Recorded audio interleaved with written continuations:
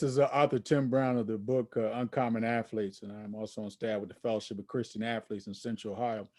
And I'm doing Uncommon Athletes, a video series. And so today I'm blessed to have with me Scott Reeves. Scott's a good, great man, young man. I've known him when he was a young man, and just to see the position he is now, and I've kind of been following his path to where he is today. Today, he's the executive director of secondary academic affairs in Westerville. And I'm just excited to have him on the show. So welcome to the show, Scott. Thank you, Tim. It's good to be here, man. It's always good to engage with you. Yeah. So I'm excited about this. I was doing a little research on you. I discovered you were a heck of a track and basketball player at Eastmore back in the day. And you guys finished second. I think was it second in the state. As a team, we were state runner-up, and at that point in school history, that's the best any team had ever achieved as a team. So we're very proud of that. Yeah, so take me back to that day, because you were involved in three events on that day, you know? Yeah, actually, I was fortunate enough, and going into my senior year, I had a decent junior year, but I never would have thought that it would have been what it was as a senior year. So I was mildly surprised as well.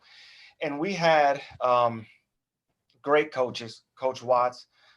My dad participated, Eddie Zug, who a lot of people know from basketball. Easy was out there helping us. And when we just had a great group of guys, and I ran both hurdle races, highs and lows, and my counterpart, Kevin Chandler, we pushed each other to the max. Kevin was the better high hurdler. I probably, was a little bit better on the intermediate hurdles, and both Kevin and I made the state meet in both of those events. And I did very well in the long jump, and our relay team, our 4x1 relay team, Rodney Smith to myself, to Marlon Goolsby, to Garland Watkins, we didn't lose a race that entire year, and ended up in a state championship. And so, man, it was a great day. And to be able to run it in the shoe where Jesse Owens ran and all the history, it was a great day.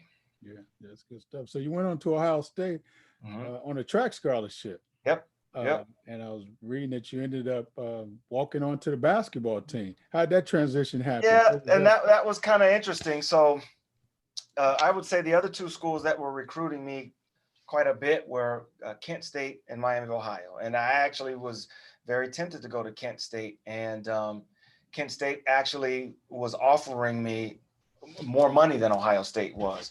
But it was Ohio State. I grew up in Columbus, grew up in the shadow of the Buckeyes, and it was just the top level of competition. So my dad talked to the coach and says, well, if he gets a chance to play football or basketball, if you let him, we'll come to Ohio State. And they looked like, yeah, okay, whatever. Sure, sign right here. Right. So we did. And then, I'd gone to all the camps, the Herb Williams camp at East High School, and Ohio State camps, and Bill Hoskins camp at Denison, and Randy Ayers, who was young at the time, ran a lot of those camps. And so the basketball team was very shorthanded. We had two incoming freshmen, Treg Lee, Eli Brewster, who weren't able to play. Had transfers out. Kip Lomax from Mifflin High School had left the team. So they were really shorthanded. They didn't even have enough to scrimmage in practice. And so Coach Ayers saw me in French Fieldhouse, asked me what I was interested in playing. Well, I'm going to say no. He says, yeah, sure. So he says, well, we're playing after we lift weights. Come over after track practice and shoot around. And we're playing games, met some of the guys, Jerry Francis, Tony White, all the local guys. And, I did pretty well in the pickup games. And Coach Ayers was watching me. I didn't know it. Called me in the locker room. He says, what size shoe do you wear? All right. I said 10 and a half. He said, starting tomorrow, you're on the basketball team. Wow. I ran home, man, floated on cloud nine, called my dad, told him what had happened. The hard part was going in the next day telling the track coaches, because they were really disappointed. But it was an opportunity of a lifetime, man, that I just couldn't walk away from. Yeah. I understand also when those days where you got a chance to be a student assistant. Yeah. Student assistant coach. So it took me 4 years and 2 quarters. My last quarter, I was doing student teaching.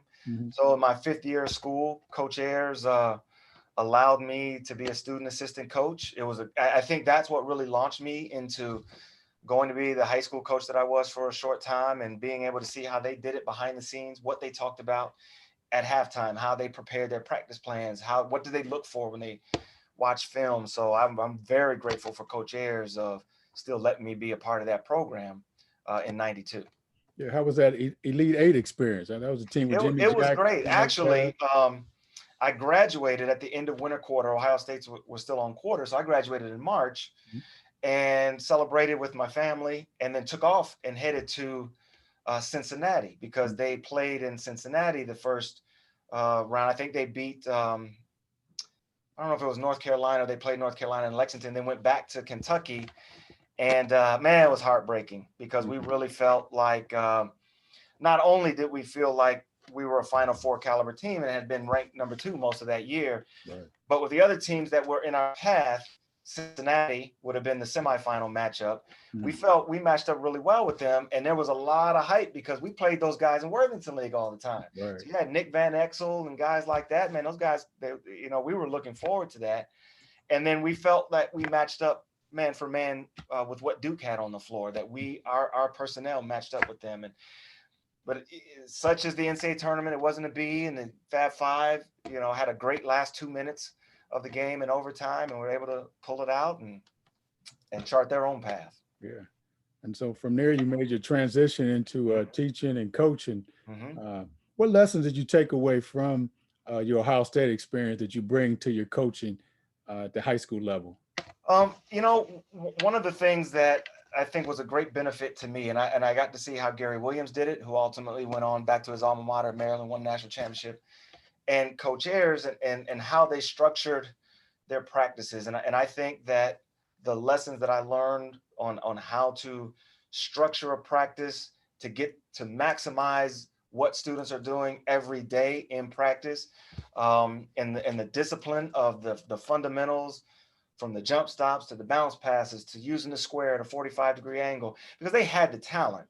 When you add the fundamentals to it and some discipline to the game, I think that's what I brought with them and introduced to them. And I think that, we did pretty well. I think my overall record was, in the 5 years that I was a head coach, was, I don't know, maybe 70 something and 30 something. I think, I don't know the exact number of 5 years. And as a JV coach, and I got lucky as a JV coach, when you've got 3 former future professional athletes walk into your gym as a JV coach, and I had Eric Crozier, who ended up having a long career in professional baseball. Mm-hmm. Eric's dad, Leroy, was a member of the East High School state championship team in '68. Great family. Then I had Kenny Gregory, who ended up being Mr. Basketball. And then I had Joe Cooper, who probably walked into Independence High School as a freshman, as big as he was as a linebacker on Ohio State's field.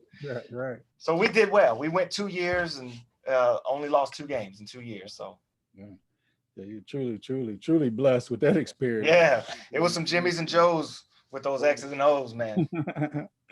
But also was reading that you've had so many great experiences. You were the only high school, only coach in the city league to actually play for a city championship and coach in the championship game. Yeah. I think I was the first one to do it. Since then, there's been 2 or 3 coaches to do it. Coach McCoy did it. Ray Spears has done it, and I think there's another one. And to all fairness, the first City League championship game was in '79. So any of the coaches who played in the City League prior to 1979 wouldn't have had that chance to play in the game. But yeah, I played in the '86 City Championship game against Brookhaven. Great game. Mifflin. At Mifflin, it was packed, and Brookhaven, led by Anthony Thornton, Wayne Marshall, Troy Hobson, those guys, they pulled it out at the end of the game. And really, they kick-started what became an excellent Brookhaven program, football and basketball, for the next couple decades. What led you to transitioning from the classroom to administration?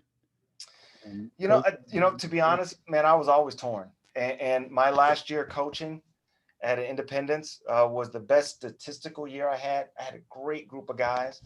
Was 2001, 2002 season. And I had like of the 10 or 11 guys on the team, 8 or 9 of them were seniors. And so it was a easier transition. I don't know that I could have walked away if they were all juniors and coming back. And the administrators that I'd worked for, Jim Osborne, Rod Roscoe, Brian Terrell at Northland. They always encouraged me to think about administration. They let me kind of behind the curtain to see how, and as I was taking classes in administration, I mean, it just, it gravitated and it pulled. And so our last year with the guys that we had was just an exceptional group of young men on that team, that when we played Brookhaven, I don't know how many times this has happened in City League history. We played Brookhaven in the city championship game at Otterbein, and we were ranked number 4 in the state. And Brookhaven was ranked number 2 in the state. And this was when Coach Howard led the team on to the 2002 state championship. Great team, obviously. Top six at D1, unheard of. Well, the girls, when they played in the city championship, Independence and Brookhaven the week before, they both were in the top 5. And you had Jessica Davenport and Brittany Hunter, 2 of the best girls. So that it was a pretty fun time, and that's the best time of my life, man. Best time of my life. Sounds like, as I was looking at your career in administration and coaching, sounds like you built a lot of great relationships along the way. You talked about Principal Bell over in Westerville. You talked about Randy Ayers. Can you speak to young people and just adults as well, how important relationships are? Yeah, I've really found that those are the things that I land on. And you talk about Keith Bell. I mean, Keith Bell was a mentor of mine. I met him when I was 14 years old at Denison's basketball camp, Bill Hoskett's camp. And ever since then, he's been a mentor of mine. I don't think I've ever made a professional move without consulting him first and having those relationships, trying to maintain. Actually, the other day, TC Cornett, who was a beast inside for me my last year, I saw him at Rusty Bucket, and man, we just hugged, told each other we loved each other. You follow them, you want them to be, and what really it is, man, and you've seen this, is when you see your former players become good men, and you watch them become good fathers. Quentin Singleton. Quentin is head girls coach at Whitehall. Quentin was the state coach of the year in D2 basketball. He was a captain, one of the best captains I've ever had on that Independence team. Awesome player, better man, better father. That's what, and as you get older, you talk about I'm a young man. I didn't cross that 50 threshold. So when you get older, you realize that, and really threw me the whole way has been, my wife, who you've known since high school. You coached her. Valerie has a basketball background too, and she would yell from the stands, "Don't forget about this kid. Put this kid in." She was like an assistant coach in the stands, and she was right every time. And she still, I call her my co-pilot. She's still been, that guiding force for me. So those relationships, whether they're spousal relationships or mentor relationships or your own mentors, those are so valuable to create and to maintain. Speaking of that, how have you been able to maintain that? All these things you're involved in, and you have three children of your own, and a wife. How have you been able to maintain some balance in that? A lot of guys get out of balance and don't realize how important home is first. Yeah. You look back over your schedules from time to time, and you wonder how you did it, because like you said, when you're at home, you've got kids playing on the weekends. Both, my son and my daughter, Madison and Michael, both played soccer as a youth. They played school sports. Michael's still playing. He's going into his junior year at Central State University, having a good career there. And you're trying to take care of your work. You're trying to take care of the kids on your team that are responsible for you, or as a principal, the building. Because really, it's like being the coach of your building, being an administrator, and being a very similar mental process and approach. And like I said, man, I've just been blessed to have a spouse that has been supportive. She comes from a large family. They have been supportive anytime that we've needed help with our children, whether it's my in-laws, her cousins, her aunts have always been there to help us. And so when they say it takes a village, it truly has taken a village. There's no way that I could have done the things that I've done without that support and that village. And so, but it's worth it. Oh yeah, definitely. And As we pivot to the book that I wrote about being an Hmm. uncommon athlete, what would you say? What makes an athlete uncommon in today's time? What is that it factor that you coached some guys that just had? Yeah. What was that it factor?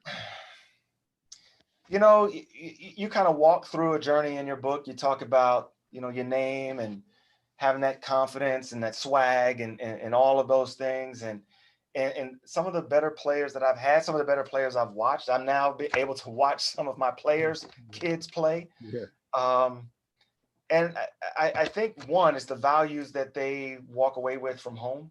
Mm. You really can see the kids who have had a discipline instilled in them, a value set of work ethic, of doing right and doing wrong. Um, but they just have that it factor where other kids gravitate to them, where they just have that natural leadership ability. You see it in the locker room, you see it play out on the playing field, whether it's the football field, basketball court, tennis court, you name it. It's just a work ethic, and I think it's a confidence that comes from the work ethic that I deserve to be here because I've worked to Yeah. be here. I know I am competent, Mhm. and that gives me the confidence to do those things. And people see that, and I think people gravitate to greatness because most people don't get a chance to be around it, Mm. and we see that in our young people.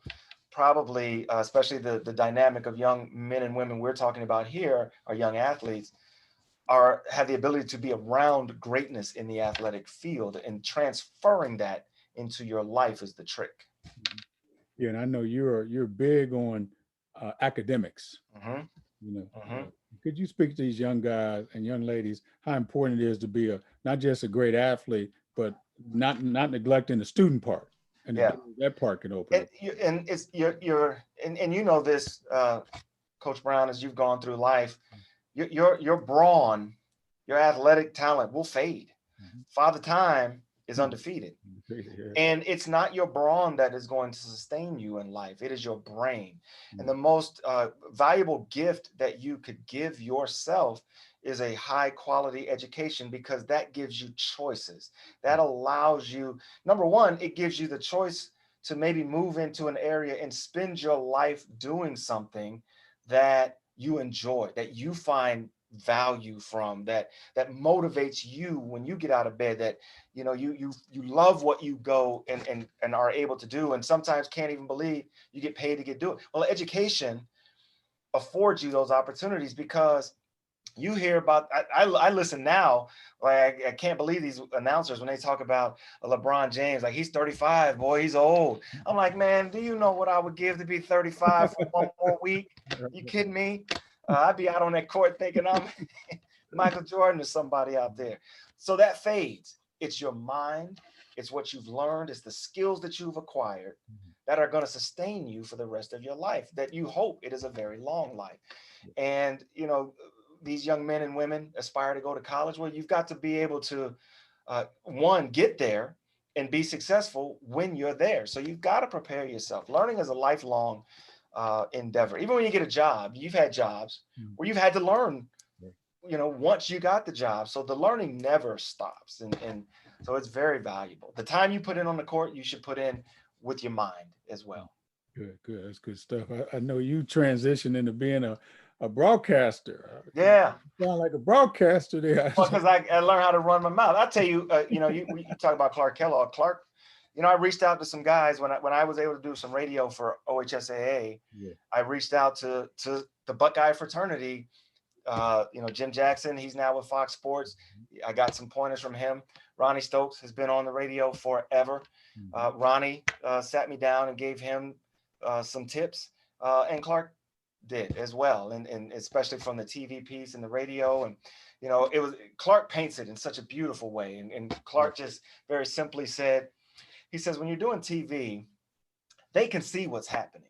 You don't Mm. need to tell them what. They Mm. can see what. Tell them why. Tell them why he was open, Right. why this worked. Right. But in radio, they can't see. So you Mm. have to tell them, paint the picture for them, what just happened. And just that simplicity really helped me. So I reached out to some guys, and my wife always tells me, I can run that lip. So it was a, I it know. was a natural fit. I know that It was a was a good. good fit. Well, I'm enjoying this conversation, Yeah. just going back down memory lane. But as we Yeah. wrap up, uh, could you give a word to some students as far as those and coaches as well, the life lessons that will carry them through sports, through life, that they can learn in sports that'll carry them through life? You know, uh, Jeff Blackwell, who at one point was with the Columbus Police Department, Cincinnati Police Department. I heard him speak to some guys at an event Jerry had, and this really sums it. And this is what he told them. He said it's the rule of 2 and 22, and that 2 hours that you're playing a game, that's the manifestation of all the hard work that you've put in, the excellence that you are trying to exhibit, and you got to do it the right way, or you're going to get fouled, or you're going to get a penalty flag. So you're playing it right way. You're playing it fundamentally sound. You're pushing through beyond what you thought you couldn't push through. Well, you take that 2 hours and that mindset and that excellence, and you apply that to the other 22 hours of your life in that day, that same excellence in the classroom, that same, and this is what Jeff, so I didn't make this up, but that struck me in such a way that how he, Jeff Blackwell explained that would be it. That same work ethic that you put that in all things that you do.